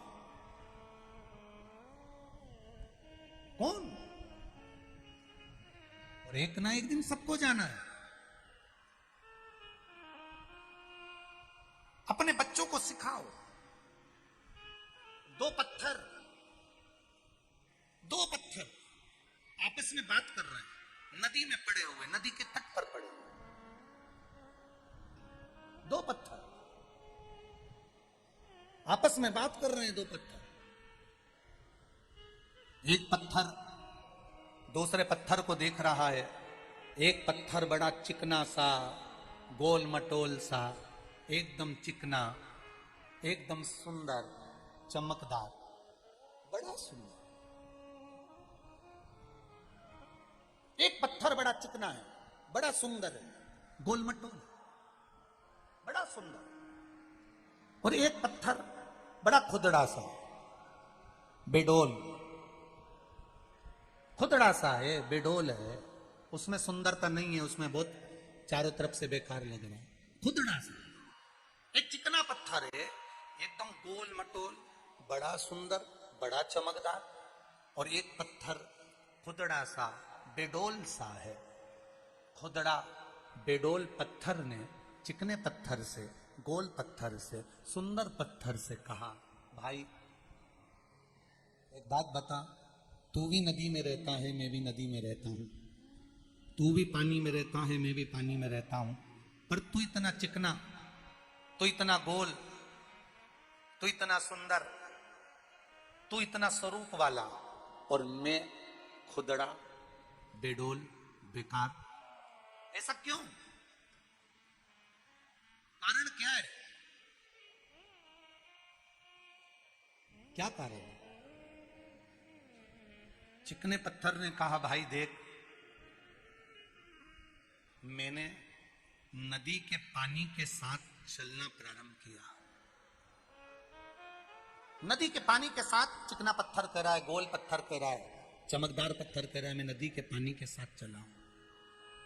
बहुत दुनिया के थपेड़े मुझे पड़े हैं, पानी ने मुझे बहुत थपेड़े दिए, बहुत गहराई में रहा, लुढ़कता रहा, लुढ़कता रहा, चलता रहा, चलता रहा, और कहीं गिरा, पड़ा, पानी ने मुझे काटा, बहुत बहुत संघर्ष मैंने किया, तब जाकर मैं ये चिकना, गोल, सुंदर, चमकदार हो पाया हूं। तू बता, तू पानी में बहा, तू बता, क्या पानी के थपेड़ों को तूने सहा? तू बता, क्या तूने पानी में, पानी की धार के साथ में चलता रहा? नहीं। खुदड़े पत्थर ने, बेडोल पत्थर ने कहा, मैं तो एक जगह पर बैठा रहता था, पड़ा रहता था, पानी आए तो ठीक, नहीं आए तो ठीक। बस गोल, चिकने, सुंदर, चमकदार पत्थर ने कहा, मेरे को दुख भी आया, तकलीफ भी आई, कष्ट भी आया, पर मैंने रुका नहीं, चलते गया, चलते गया, चलते गया। इसलिए सुंदर बनकर मंदिर में मूर्ति के रूप में पूजा गया, और तू खुदड़ा इसलिए रह गया क्योंकि तू बैठा की बैठा। आए जीवन में संघर्ष आएगा, जीवन में दुख आएगा, जीवन में तकलीफें आएंगी, जीवन में कष्ट आएगा। आप चलते जाइए, बढ़ते जाइए। दुनिया के लोग आप पर ताने देंगे, दुनिया के लोग आपको गाली देंगे, दुनिया के लोग आपको अपशब्द कहेंगे, दुनिया के लोग आपको आड़ा टेढ़ा बोलेंगे, दुनिया के लोग आपको दिन रात कोसेंगे, तो भी तुम्हें पानी के वेग के साथ में चलते जाना है, चलते जाना है। जब चलते जाओगे तो एक दिन मंदिर की मूर्त के रूप में पूजा जाओगे। जो रुक गया, रुक गया, जो हार गया, चलो बढ़ो, कहे कहने वाला। आग लगे बस्ती में, बोलो बोलो जम के बोलो जरा, अपन रहो मस्त। हाँ, किसके चक्कर में पड़ना होती। एक सास ने एक बहू से कहा, सुन, नई नवेली बहू थी, पढ़ी लिखी, शहर की गांव में आ गई। अब शहर की बहू गांव में आई तो कहा कि बेटा तू पढ़ी लिखी है, तुझे मक्खन बिलोना आता है? हाँ मम्मी आता है। मशीन लगा दो, मशीन से बिलो। ठीक है, मैं तेरे लिए एक मशीन खरीद के ला दूंगी मक्खन की, पर अभी तो तू हाथ से बिलो लेगी ना बेटा।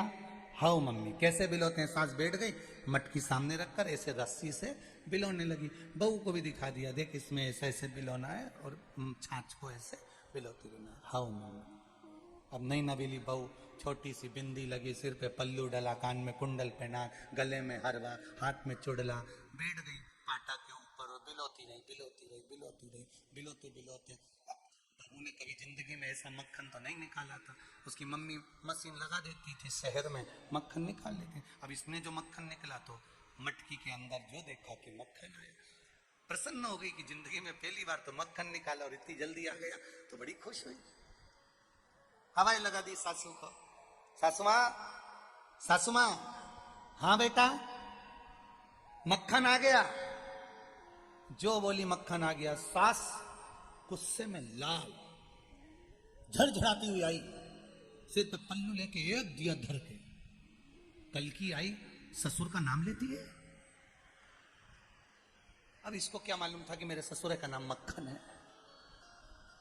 कल की आई ससुर का नाम लेती, आगे से नाम लेते जीवान खींच दूंगी मैं, सोच के रखना। जी मां, गलती हो गई, क्षमा कर दीजिए। अब 3 दिन बाद फिर सासू ने कहा, जा छाछ रखी बिलो लो, जो बिलो ने फिर बैठ, फिर मत। अब चक्कर में पड़ी, क्या बोलो। थोड़ी देर बाद आवाज लिखा कर बोली, सासू मां, ओ सासू मां। सासू बोली, क्या है? ससुर जी हंडी में आ गए। अब बोले तो बोले क्या, अब ये बोले कि मक्खन आ गया तो फिर थप्पड़ पड़े, तो इससे अच्छा बोल दिया ससुरा हंडी में पड़ा है। हंडी में पड़ा हो जाता है कभी कभी, सोच में, विचार में, दृष्टि में एक कहीं ना कहीं क्रम तत्व की अनुभूति हो। भजन में जो सुख मिले, दुनिया के लोग अब शब्द कहेंगे, ताने देंगे, गाली देंगे, आड़ा टेढ़ा बोलेंगे, पर आप एक चिकने पत्थर में अगर बदलना चाहते हो, आप अपना स्वरूप बदलना चाहते हो, तो उसमें जल की धार के साथ आपको बहते चले जाना है, अग्रण्य बढ़ते चले जाना है। बढ़ो आप, भजन कीर्तन सत्संग स्मरण करते चलो। आज कथा में आदरणीय संजय भैया शुक्ला जी पधारे हैं, भाभी जी भी आई हैं। हम इनको एक बात के लिए बहुत हमेशा साधुवाद देते रहते हैं कि आप अपने क्षेत्र में कथा करवाकर, सत्संग कराकर, भगवान शिव की भक्ति कराकर संपूर्ण क्षेत्रवासियों को हमेशा भगवत भजन में डुबो कर रखते हैं। और आज विशाल भैया पटेल को हम भी इस बात के लिए साधुवाद देंगे कि अगर ये शिव महापुराण की कथा संपूर्ण क्षेत्रवासियों के कल्याणार्थ और एक आनंद की अनुभूति कराने वाली है, जो बेटमा की इस पावन धरा पर सिद्धेश्वर बाबा की कृपा से हो रही है, ये शिव तत्व। करो भजन, करो कीर्तन, करो मंत्र जाप, और भजन भोले बाबा का करते रहोगे तो संसार सागर से तरते रहोगे। दधीचि ऋषि का जन्म, दधीचि ऋषि की उत्पत्ति, दधीचि ऋषि का जन्म हुआ। माता पिता ने समझा दिया कि शंकर जी की आराधना करना है, शिव तत्व को जानना है, एक लोटा जल लेकर भगवान देवादिदेव महादेव के पास पहुंचना है, शंकर का गुणगान करना है। कुछ ना बने आपसे, शिव के मंदिर भी जाते ना बने, लोटा भर जल चढ़ाते भी ना बने, तो प्रयास करना कभी टीवी पर भी शिव महापुराण की कथा आ रही हो तो थोड़ा सा वॉल्यूम बढ़ाकर उसकी भक्ति में टीवी के सामने भी दम जाना, उतने में भी सुख की अनुभूति हो जाएगी। करो भजन, करो इसमें भक्ति।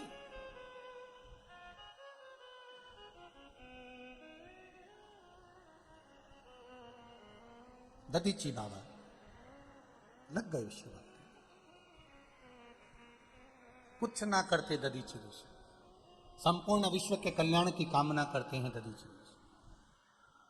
प्रत्येक जीव को सुख देना दधीचि ऋषि ने सीखा। शिव तत्व का सबसे बड़ा लक्षण है, मंदिर में दिया लगाओ ना लगाओ, मंदिर में अगरबत्ती जलाओ ना जलाओ, भगवान के मंदिर में पुष्प चढ़ाओ ना चढ़ाओ, शिव तत्व का सबसे बड़ा लक्षण है मंदिर में दीप लगाओ ना लगाओ, अगरबत्ती जलाओ ना जलाओ, बस इतना काम जरूर करना कि किसी के दुख की घड़ी में आप उसके साथ खड़े मिल जाना, उसके चेहरे पर प्रसन्नता आ जाएगी। प्रसन्नता, उसकी दुख की घड़ी में थोड़ी देर खड़े रहिए।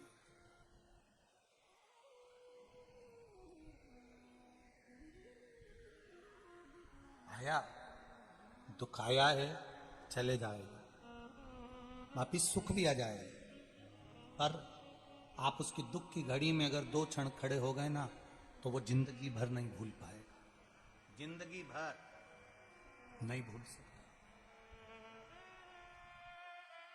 जिंदगी भर। आप खड़े होइए उसके दुख की घड़ी, थोड़ा सा तकलीफ आए, थोड़ा सा कष्ट आया और आप वहां जाकर खड़े हो गए, तो वो अपने आप को बलवान समझता है कि मेरे साथ में ये खड़े हैं, मेरे साथ ये खड़े, कदम से कदम मिलाकर खड़े, दुख की घड़ी में खड़े। मत जलाओ दिया अगर कहीं नहीं जला सकते, मत लगाओ अगरबत्ती नहीं लगा सकते, पर किसी के चेहरे पर प्रसन्नता लाकर रख दीजिए, किसी के चेहरे पर स्माइल लाकर रख दीजिए। जब आप किसी के चेहरे पर प्रसन्नता लाकर रख दोगे, स्माइल लाकर रख दोगे, किसी के चेहरे पर अगर खुशी लाकर दे दोगे, तो वो मंदिर में दिया लगाने से भी बड़ा सुख प्राप्त हो जाएगा आपको, वो मंदिर में दिया लगाने से बड़ा आनंद प्राप्त हो जाएगा आपको। आप लगा दो उसके चेहरे की प्रसन्नता। वो कहे भला किसी का कर ना सको तो बुरा किसी का मत करना, फूल नहीं बन सकते तो तुम कांटे बनकर मत रहना। अच्छा बन सके अच्छा कर, प्रयास करिए। शिव कथा कह रही है, भगवान शंकर का गुणगान कर रहा है, गुणगान कर रहा है, बड़े आनंद के साथ शिव तत्व कह रहा है। दधीचि ऋषि ने कुछ नहीं करा, एक काम करा जो शंकर भगवान को प्रिय था, किसी के चेहरे पर दुख ना आए, किसी के चेहरे पर कोई मायूसी ना रहे, उसके चेहरे पर प्रसन्नता रहे। शिव जी को प्रसन्न करने का एक सबसे बड़ा लक्षण है, आप दूसरे के चेहरे पर प्रसन्नता लाकर दे दीजिए, शंकर आप पर प्रसन्न हो जाए।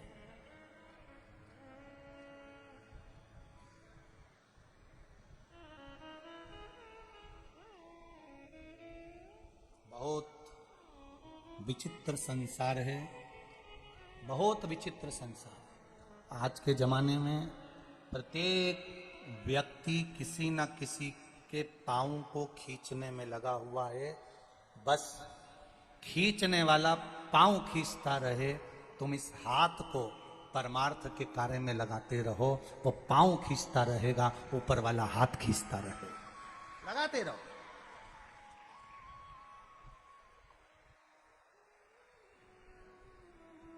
मेरे भोले तेरा सहारा है, मेरी नैया का तू किनारा। आप लगे रहो सत्कर्म की ओर, आप लगे रहो भजन की ओर। दधीचि ऋषि कर रहे हैं भजन, भगवान शिव की भक्ति में लगे हुए हैं, परमार्थ कार्य में लगे हुए हैं, स्मरण में लगे हुए हैं, संकीर्तन में लगे हुए हैं, मंत्र जाप में लगे हुए हैं। तप करते करते करते करते करते करते दधीचि बाबा आनंद सुख को पाते पाते समय आया, और दधीचि ऋषि जो शिव तत्व को पाने के लिए कर रहे थे, वो परमार्थ के कार्य के साथ में कर रहे थे। परमार्थ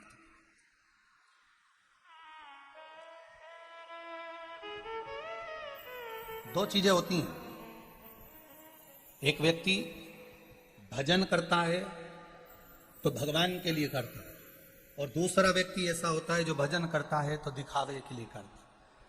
शंकर भगवान के मंदिर में जब भी जाना एक लोटा जल चढ़ाने के लिए, तुम ये मत सोच कर जाना कि मुझे कौन देख रहा है, मुझे कौन देख रहा है, ये सोचकर जल चढ़ाने नहीं जाना।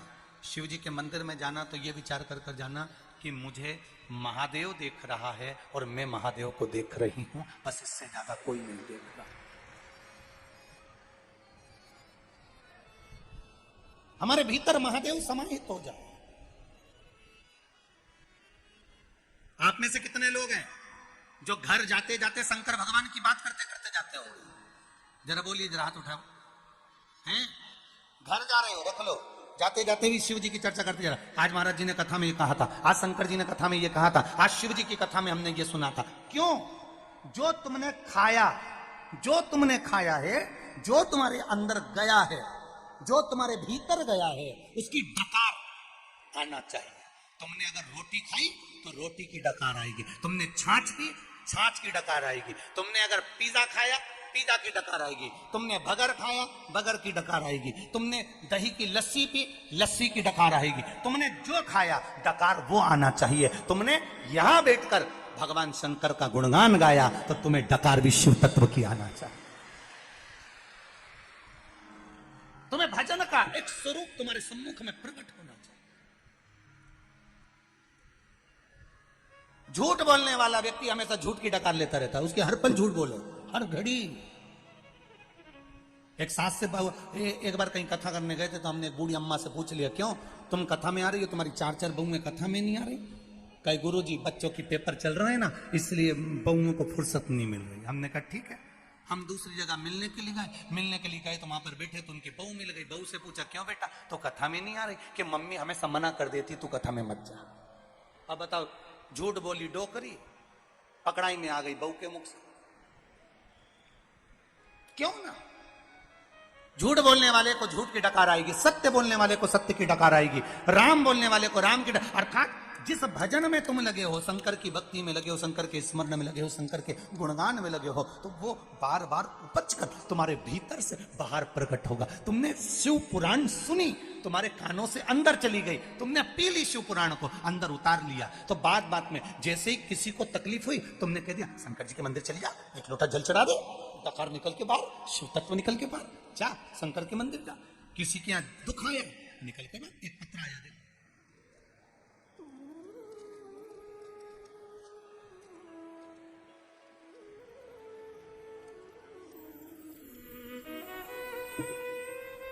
पत्र देखिए।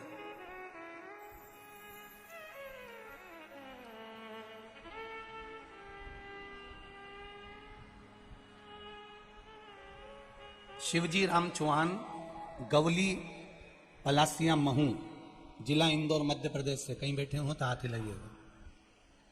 शिवजी राम चौहान, गवली पलासिया महू, जिला इंदौर। कहीं बैठे हो तो हाथ हिलाइएगा। कहीं बैठे हो। गुरुजी, मेरी छोटी लड़की जिसके घर में 3 लड़कियों ने जन्म लिया, बच्चेदानी की एक ट्यूब उसकी फट गई, बेकार हो गई। डॉक्टरों ने कह दिया कि अब इसको एक भी संतान नहीं होगी और इसको संतान का सुख अब नहीं रहेगा।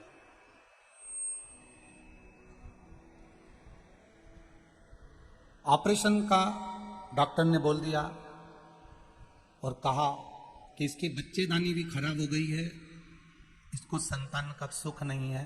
बेटी के घर में 3 बेटियां थी। बेटी की आंख में हमेशा जल रहता था कि मेरे यहाँ पुत्र नहीं, और मेरे अब बच्चे को जन्म भी नहीं दे सकती। गुरुदेव, पशुपति नाथ के व्रत का मैं क्या वर्णन करूं। मेरी बच्ची की बच्चेदानी खराब हो चुकी थी, ट्यूब खराब हो चुका था, संतान का कोई सुख नहीं था। 3 बेटियां होने के बाद अब उसका कोई चांस नहीं कि इसको संतान हो। फिर भी पड़ोसन के कहने पर इसने पशुपति व्रत कर लिया, और पशुपति व्रत करने के बाद बस 3रा व्रत पूर्ण हुआ और इसका गर्भ ठेर गया। अब देखिए गुरुदेव, गर्भ ठेरा, बच्चेदानी खराब, संतान नहीं होना थी तो भी गर्भ ठेर गया। बाबा की कृपा देखिए, इसके 2 पशुपति व्रत और हुए और बाबा की कृपा ऐसी हुई 31 अक्टूबर 2022 को मेरी बेटी के गर्भ से एक बेटे ने जन्म ले लिया। ये शिव तत्व, ये शंकर। उस बेटे का मैं फोटो भी लगा रही हूं। बेटे ने जन्म लिया, डॉक्टर ने कहा कि तुम्हारी बेटी का गर्भाशय खराब था, संतान जो हुई है इस बच्चे के फेफड़े काम नहीं कर रहे हैं, ये बच्चा दूसरे बच्चे जैसा नहीं रहेगा, बच्चा हाथ पैर से विकलांग रहेगा, ये बच्चा स्वस्थ नहीं रहेगा। गुरुदेव, सुनते से ही घर का व्यक्ति सीहोर गया, कुबरेश्वर धाम पर जाकर बाबा से विनती करी। वहां कंकर शंकर को प्रणाम कर कर बाबा से मांग कर एक बेलपत्र और एक रुद्राक्ष लेकर आ गए। हम बहुत प्रार्थना करे तब जाकर वहां के लोगों ने हमें रुद्राक्ष दिया। हम उस रुद्राक्ष को लाए, पानी में गलाकर शिव जी को चढ़ाए, उसको बच्चे के शरीर पे लगाना प्रारंभ करा कि बाबा इसके फेफड़े खराब हैं और बच्चा हाथ पैर से विकलांग रहेगा, ये डॉक्टर कह रहे हैं। गुरुदेव बाबा का क्या गुणगान करूं, मेरे जो बच्चा है वो हाथ पैर से भी ठीक हो गया और डॉक्टर कह रहे हैं उसका फेफड़ा भी काम करना प्रारंभ कर दिया। ये शिव तत्व जिसका फोटो में उस बच्चे का लगा रहे। इसलिए बेटमा में हम यहां प्रणाम करने के लिए बाबा को आए। हर हर शिव तत्व को जान कहे, आपका भजन, आपकी भक्ति, आपकी दृढ़ता, आपका विश्वास जब प्रबल हो तो उसका एक आनंद अपने आप समाहित अपने आप। शिव महापुराण की कथा कहती दधीचि ऋषि ने अपने भजन के बल को बढ़ाया, और दधीचि ऋषि के भजन के बल को जो बढ़ाया, केवल भजन का बल कैसे बढ़ सकता है? तो शिव कथा कह रही है कि परमार्थ का कार्य कर कर कितना कितना ये बेटमा नगर के आप थोड़ी थोड़ी दूर पर जाके देखो, बेटमा नगर के एक एक व्यक्ति ने पानी के प्याऊल खोल रखे हैं। थोड़ी थोड़ी दूर पर जाकर देखो, कोई पोहा बांट रहा है, कोई सामग्री बांट रहा है, कोई कुछ बांट रहा है। भक्तों के लिए कितनी व्यवस्था करके रखे। एक बार बेटमा वासियों के लिए जोरदार ताली बजाकर स्वागत करें। आज इन्होंने अपने धन का सदुपयोग करा है। कमाने के लिए तो जिंदगी पड़ी है, दुकान चलाने के लिए जिंदगी पड़ी है, जोड़ जोड़ कर अलमारी में रखने के लिए जिंदगी पड़ी है, पर आज इन शिव भक्तों के लिए जो शंकर के गण हैं, जो कथा सुनने आ रहे हैं, इन शिव भक्त के लिए जिन्होंने अपनी तिजोरियों के खजाने खोल दिए हैं, बाबा उनके घर में वैसी कुबेर का भंडार भर देगा। ये शिव तत्व है, यह औघड़ी।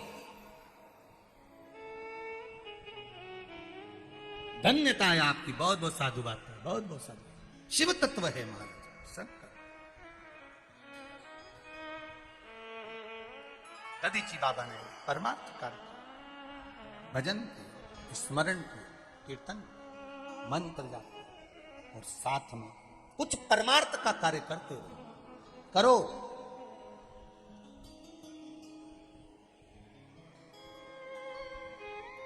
अच्छा लगता है।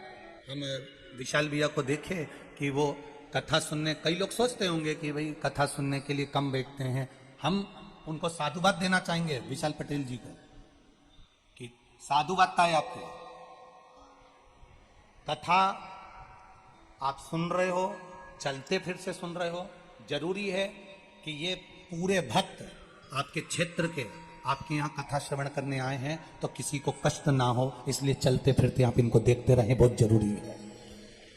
एक क्षेत्र के विधायक के नाते आपका ये क्रम श्रेष्ठ है। आते जाते पूछना चाहिए, कोई तकलीफ, कोई कष्ट, देखो कि कहां व्यक्ति बैठ रहा है, कहां जा रहा है, कहां आ रहा है। यह आपकी क्रमता होना चाहिए, श्रेष्ठता है। बहुत बहुत साधुवाद है आपको इसके लिए, बहुत साधु। शिव तत्व की ओर दधीचि ऋषि चले। दधीचि बाबा ने तब साधना का बल बढ़ाया, भगवान शिव की अविरल भक्ति को बढ़ाया और शिव भक्ति की ओर अग्रता करी है। दधीचि ऋषि ने भगवान की अविरल भक्ति को साधा है। दधीचि ऋषि भगवान की अविरल भक्ति को साध रहे हैं, भजन में तल्लीन है, कीर्तन में तल्लीन है। और जब कीर्तन के बल को बढ़ा दिया गया, सुख पा लिया गया, तब एक आनंद की अनुभूति। क्या अनुभूति हुई? एक बार दधीचि ऋषि ने बेलपत्री के पौधे में, बेलपत्री के वृक्ष में शिव पार्वती का दर्शन किया। वो शिव पार्वती जिनका मंगल विवाह हिमालय राज ने किया, वो शिव पार्वती।